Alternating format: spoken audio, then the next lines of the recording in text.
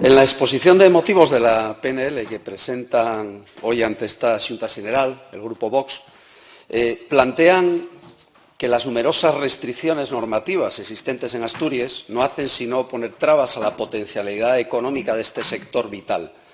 Habla de limitaciones urbanísticas, burocráticas o medioambientales. Plantea la existencia de simples barreras reglamentarias cuya base no se comprende si no se debe a la falta de actualización de los criterios rectores que irrogan una reglamentación trasnochada que ha sido incapaz de ampliar miras y adaptarse al futuro.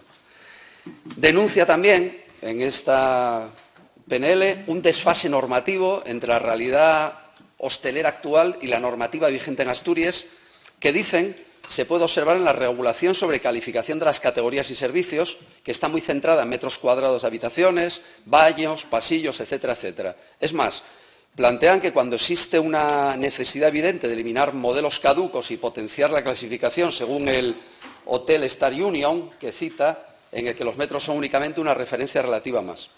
Es decir, el señor Blanco en la PNL habla de restricciones, de trabas, de limitaciones, de barreras, de inadaptación del sector en Asturias, de desfase normativo, etcétera, etcétera.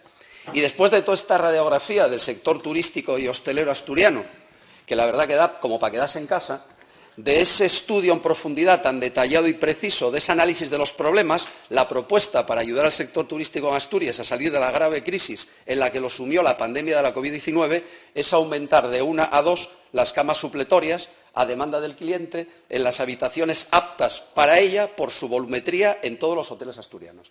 Es decir, la reglamentación asturiana del 2004, con una reforma 2008 en 2011, evidentemente obsoleta y que necesita un cambio fundamental. Lo que plantea la Hotel Star Union, 21 principios, 247 criterios, bastante más exigente que la propia legislación asturiana.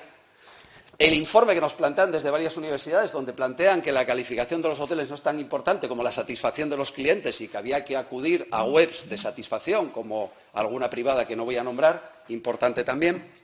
Y un estudio buenísimo de Andalucía, donde se plantea una comparativa fundamental entre diversos aspectos, ¿no? Quiero seguir. Informes comparativos sobre sistemas de clasificación hotelera a nivel mundial, europeo y estatal, o los modelos de referencia y buenas prácticas.